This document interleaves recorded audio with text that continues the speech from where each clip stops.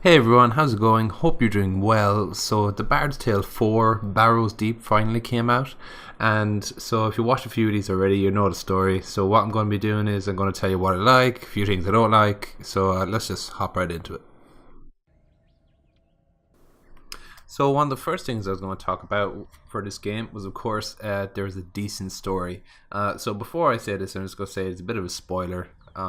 So if you don't want to hear any spoilers, I would just stop now and switch and fast forward to the next point. So the story is pretty good. It basically involves you trying to your main quest is to get these two magical staffs, and you're supposed to use those to kill the main antagonist. Off the bat, it doesn't sound too interesting, but actually, once you get into it, it actually is pretty good. The people you meet along the way, the cultures you meet, or not the cultures, but like the races of people you meet along the way, like with dwarves, elves, whatever. It's standard enough, but it actually is a lot better than I'm making it out to be. Now there are times, okay, I'm like, oh, okay, I know what's gonna happen, blah blah blah blah blah, but then something totally unexpected happens, and there was a good few times where I actually didn't expect like a lot of things to happen. I don't know if that was done intentionally, that they do everything fairly standard, and then all of a sudden something totally something just comes up out of the blue. But like if they did do that on purpose, like fair play to them. That I didn't see a lot of the things coming. But anyway, just to conclude with that, I mean, yeah, it's a decent story. It's not an amazing story. I mean, it's not like at the same level as something like The Last of Us, where that was an amazing story. But no, it's a good story. It definitely holds its own. You know, it's a solid 7 out of 10 story. It's decent, good, not great.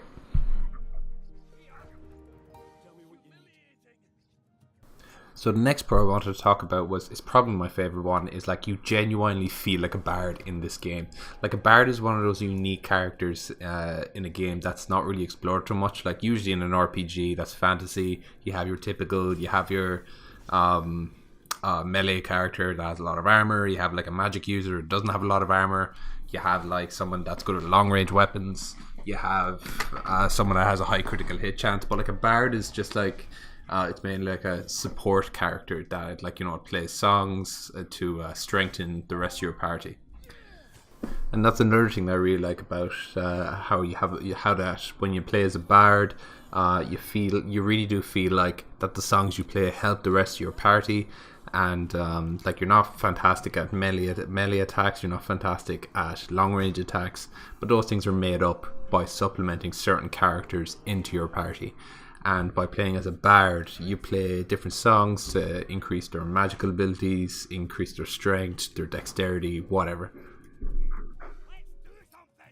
And not only that, as a bard character, as you go through the game, you learn different songs that help you traverse different parts of the area, different parts of the map rather, and like you get certain songs that help you recreate things from the past.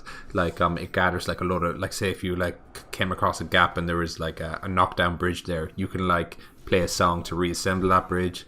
You can play songs to push back vines that are blocking off paths. You can play songs to knock down walls. It's all very well thought out and very interesting to play as. So the next thing I wanted to talk about, which is pro number 3, I want to talk about the immersive characters.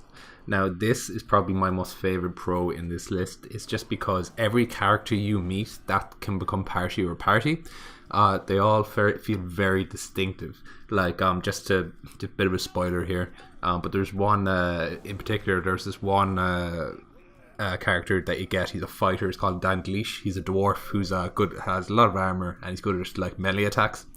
Throughout the game, like you hear him and the bard like bantering, like saying like, oh, they love going out drinking and out drinking alcohol and everything, like. And I guess there's a stage in the game where the bard notices he's not drinking anymore, and he says he quit just because like it got to the stage where he was so drunk that he wasn't able to help his friends as much, and he just wanted to stop drinking so he can be more use.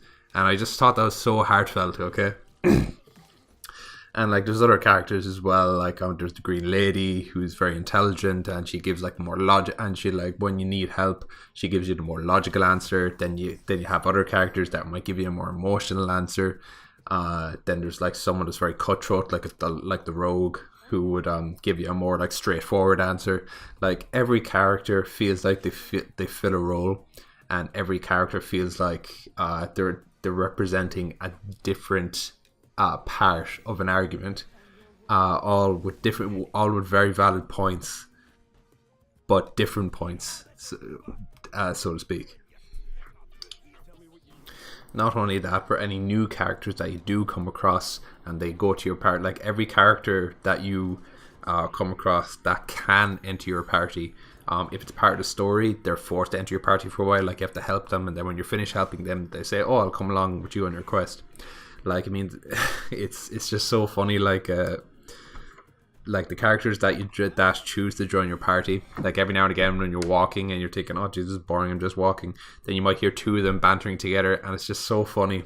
It just feels so genuine. The banter that occurs between all these different characters. The next pro I wanted to talk about was the good upgrade system. Now, this is one of my pet peeves, especially in modern games, that with the upgrade system. So if you think of the upgrade system like in Fallout 4, where it's terrible just because if you play the game for long enough, you basically can put points into every skill category. With this, you're forced to specialize, which I absolutely love.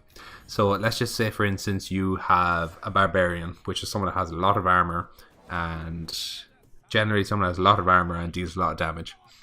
So when you split his armor class up, you can choose someone that has a lot of armor or someone that has a lot of health. And when you split their attack style up, you can choose someone that does a lot of damage with melee attacks, or you can choose someone that does a lot of damage with ranged attacks. And when you choose the melee attacks, that's split up into swords, axes, bludgeon weapons. And the armor is also split up into, do you want high armor, do you want high health, do you want high block chance, do you want someone that has can deploy shields. Like, it's very, very specific, which is exactly the way it should be, because it makes it it defeats the purpose of a role-playing system is if you can just like pick everything, and it just makes no logical sense whatsoever. It's the same thing with like if you're like a practitioner, which is like the magic user of the group. You could have someone that's very good at damage dealing spells. You can have someone that's good at summoning minions. You can have someone that's good at making your weapons better. And same thing a rogue. You can pick, like, a rogue is generally the person that has a high critical hit chance, and you can have a high critical hit chance with close range weapons. You can have a high critical hit chance with long range weapons, and it's the same thing with every character. You are forced to specialize, which I absolutely love. It's a very old school role playing game tactic, and I think it's something that we desperately need in more role playing games. So the last pro I wanted to talk about was the puzzles. Now, the puzzles in this, they range from easy to medium. I think I've only come across one that was very, very difficult. There is the occasional one where it's like, how the heck was I supposed to know that? Like, I mean, some of them, I mean, there was one puzzle actually where you would have had a command of, like, I think it was like Shakespeare or something like that, just to know what the answer was. It's a very good game. The puzzles are very well thought out. There are times where, like, I mean, you feel like, geez, how the hell was I supposed to know that? But for the most part, it's good. There are certain things in it, like, so apparently what they were originally going to do with this game was, if you are going to buy a hard copy of the game, apparently, well, you can't do that, but I think they originally wanted to do that. But so you could download this code wheel, cut it out, and you can make like a code cipher. But you can just get this app online that does the exact same thing. So basically what you would have to do is, like, say if you're in front of a certain, there's these things in the game called offering stones. And if you're in front of an offering stone, it might give you a constellation of like an animal and like the shape of a moon. And you can use those two coordinates to put that into the cipher wheel and use that to decipher what you're supposed to offer into the stone to get an item. It's very, it's like the puzzles. So the puzzles, just to conclude, are very, for the most part, they're easy. Actually, no, I wouldn't say easy. They're simple but kind of difficult. Like the mechanics of it are easy, but working them out it can be difficult at times. But it's not ridiculously difficult, but it's difficult enough to keep you interested. Let's just put it like that. Okay, so now we're on to the cons. Now, there are a good few cons in this game, so I'll just get right into it. Okay, so the first con is bad optimization. This game has got to be one of the worst optimized games I've ever come across in my life. I'm talking PUBG levels of optimization. Now, to be fair to the developers, apparently their date did get pushed up, so it had to be rushed a bit at the end. And also, to be fair to them, they released 2 patches which greatly gave you some quality of life upgrades. And I would say in the next 2 weeks to a month, they're going to release even more patches that optimize it even more. But even so, as it is now, it's very badly optimized. Like you would need well beyond the specs that they recommend for this game. Like at least 2 to 3 times the power you would need more. Like I have 16 gigs of RAM, an i7, and a GTX 1060, the 6 gig one, and I'm playing this on high settings, and there was times where it was at 30 frames per second. It's just inexcusable, really. I was actually amazed at how poorly it ran, and it doesn't even look. It's not even that pretty of a game. Don't get me wrong; it looks nice, but it's not even that nice of a game to look at. So the second con I'm going to talk about is the bad pacing. So basically, I'm playing this. So just for reference, I'm playing this on the hardest difficulty, which is just hard mode. There's only 3 levels of difficulty: easy, normal, hard. I'm playing this on hard. And at the beginning, I'd say for the first hour of the game, it was quite difficult. But after that, it just got very, very easy. You get proficient very quickly in this game. It just gets to the stage where like you get 70% through the game, and every enemy you come across is a complete walkover. I pissed through the last 30% of the game. It was so easy, especially when you have more than one practitioner in your group. They just the amount of damage they do is absolutely crazy. It's like I see what they're trying to do, but like I mean at the same time the game just becomes ridiculously easy towards the end, and you end up just like throwing skill points into random skills that you don't really care about. It's the pacing is very, very bad. Like pacing is very bad in the game when the upgrade system just becomes totally superfluous, that you're just throwing points away and you don't really care about them. So the third point is there's I know this probably should be in the optimization section, but I think it deserved its own point, was crashes to desktop. So like I mean the amount of I think I crashed to desktop about 5 times throughout my entire gameplay, and you do save quite often, so it's not so bad, but still it's just incredibly annoying that when you're playing a game you spent 10 minutes doing something and then you crash and you just lost all your time. It's absolutely I'm amazed at it. Like I mean you could deal with the poor frame rates, but crashes to desktop is it's just something that's not on. Like even with PUBG it doesn't crash to desktop as much as this game did, which is fairly bad. So the next con that I wanted to talk about was of course the few side quests. Now, when you first start this game, you're going along the main story, same as any other RPG. Then you get into a small village. You get 2 or 3 side quests there, and you can't do those straight away. You have to unlock certain areas to get to them. So basically, you're following the story for the first 3 or 4 hours of the game, and there's 1 or 2 side quests here and there, but they're very, very forgettable.